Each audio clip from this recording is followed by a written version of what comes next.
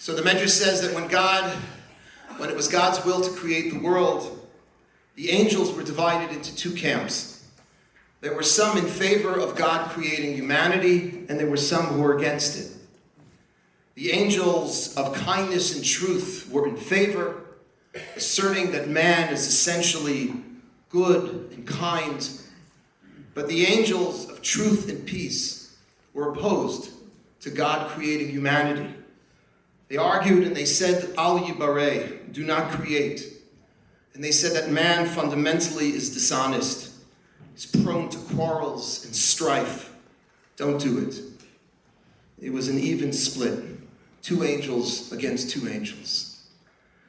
What did God do? Asks the Midrash.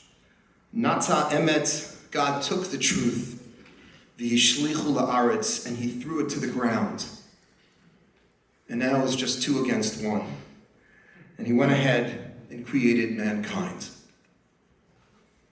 And when the angels protested, God answered, and I quote, "The truth will grow from the ground." What are the sages teaching us in this strange midrash? When God's taking truth and he's throwing it to the ground, truth is the trademark of God. How could he just toss it away? And what does it mean that God instead caused truth to grow from the ground? So Rabbi Schachter, my teacher, answered in the name of his late father, Rabbi Herschel Schachter of blessed memory, that if the truth results in al yibareh, in do not create, if the truth results in paralysis or lack of action, then such a truth must be rejected. 25 years ago, the truth was, creating MJE made very little sense. To create a Jewish community for those who were disconnected from the community. Why would they come? To offer a Shabbat minyan, who would join if you weren't already connected to Shabbat? To offer a basic Judaism class during the week, why would you come if you didn't have a feel or an interest in Jewish learning? And so many other fun and exciting things to do in Manhattan, so many cool venues to hang out with your buddies. Why come to MJE? The truth is, MJE was a losing proposition from the very start. But like God himself, as described in the Midrash, we took the truth and we threw it to the ground. And we said that any truth that says al yibareh, don't create, is not a truth that we're going to accept. And as the Midrash continues, we took truth and we grew it from the ground up. We rolled up our sleeves and we built the impossible and we did it together. August of '98, we launched MJE with 18 students, attending a Hebrew class on a Wednesday night. We planted our first seeds. We added a high holiday service, monthly Shabbat dinners, and then our precious gem, the Saturday morning beginner's minyan. I want to recognize the presence of Rabbi Ephraim Buchwald of the National Jewish Outreach Program, who created the beginner service and who helped us launch it 25 years ago. Thank you. The year 2000, I'm not going to do every year, don't get nervous. It's 25 years. We organized our first MJE ski retreat to Hunter Mountain. Yeah. The skiing was lame, but the crowd was great, and eventually we made it to Vermont, the holy state of Vermont, to Mount Snow, where we've been for the last 15 years. 2001, we launched MJE East, with Rabbi Jonathan Feldman, who's here this evening. In 2005, we launched MJE Downtown with Rabbi Daniel and Rachel Krause, who are also here this evening.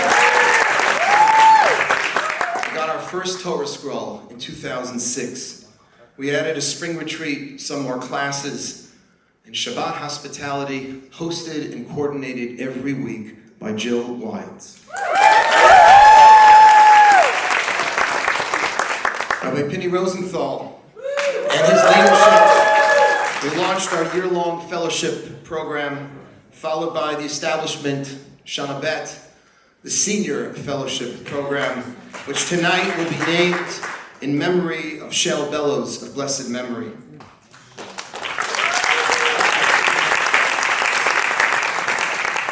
For over 20 years, Chani Proman has been running one-on-one learning at MJE.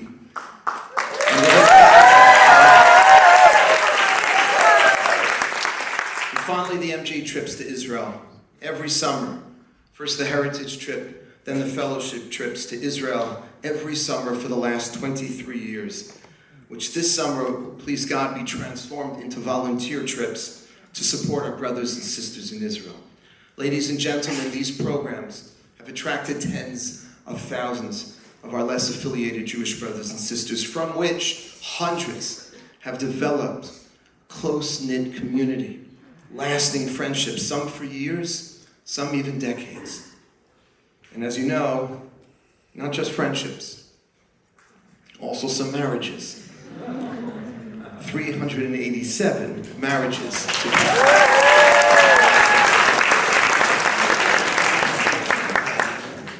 There'll be some more tonight, please God.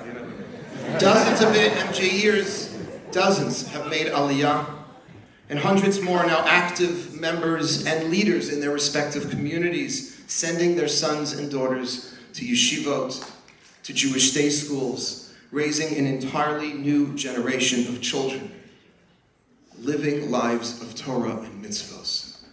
It's unbelievable.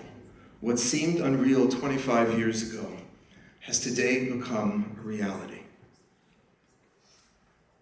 And the reason is because we didn't just throw out the truth and ignore the reality. We embraced a higher truth. And that truth is, if you invest in your fellow Jew and you plant something deep within them, something beautiful will grow. And none of this would have been possible. None of this without you, without our supporters, and without those who have been there for us from the very, very beginning. Now, the rabbis in the Talmud say, Kol hatchalot kashot, that beginnings can be tough. And so I have a particular sense of gratitude for those who were there from the very, very beginning. And we're going to pay tribute to a number of them tonight.